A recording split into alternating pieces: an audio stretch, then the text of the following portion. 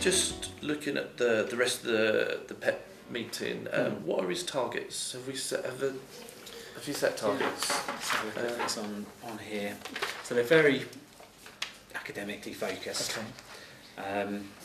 The learning objective 1 is around English and maths. Yeah. And we're looking specifically at kind of maintaining the progress but getting the grades. Yep. And so we think that being a D grade at the end of this year, so moving up from his E plus to a D grade in maths would be a reasonable target, so we know he's on course, and we think that actually converting that D to a C would be a reasonable target. Whether he gets that at the beginning of year 10 or the end of, the beginning of year 11 or the end of year 10, but that he's starting to move towards that. And the criteria we've got around that is to attend an Easter revision school, and there's the one-to-one tuition that we've talked about earlier. So part of that, I think, will certainly enable him to achieve those targets. The behaviour support plan that's in place and adhering to that, the regular mentoring sessions, that will kind of mean that his behaviour, which is a really a key part, that he doesn't press that self-destruct button and jeopardise the progress that he's made so far. That kind of goes hand in hand with the attainment and academic progress he's making.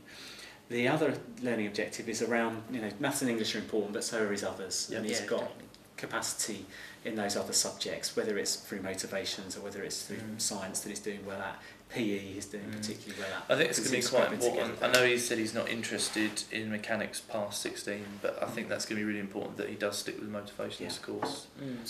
I think it's seeing something through, and it's about what it's done for his engagement in learning. It might be that we will settle down, and that might be something that he wants to do in the future. Definitely. And then the last one is quite a practical one around just the amount that Colin commits to paper. That becomes a really serious issue on some of the extended written answers, which for a number of subjects he will have to do, including science now. There's a lot more writing. So the target was around the writing rates, that he just through the use of planning, it's not just kind of getting it all down, but through the use of a good plan.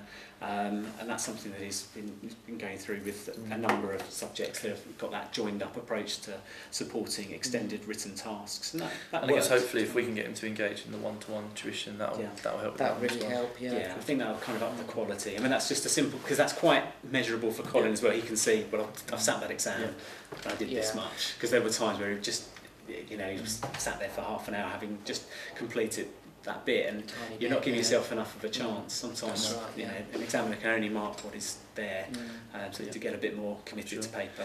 And he's seen these and he's happy with these, agreed with him. Yes.